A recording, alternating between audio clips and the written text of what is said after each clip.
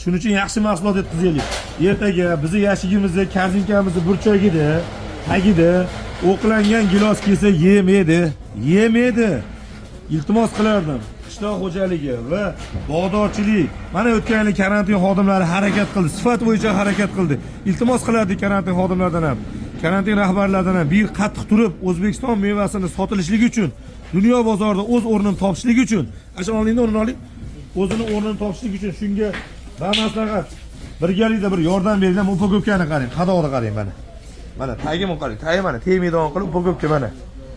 Mana gilos qarang mana. Ochdi, rahmat. Mana gilos. Mana nima? Gilos, akalar, bu suvenir emas. Kimlardir suvenir o'yinchoq emas buni. Bu chereshni gilos bu.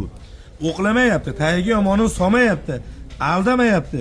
Mana Xitoy davlatining emblemasi, Xitoycha yozuv turibdi.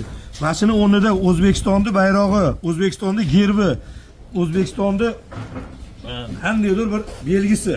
Hozir men tushuntiraman endi bir joydarcha qilib.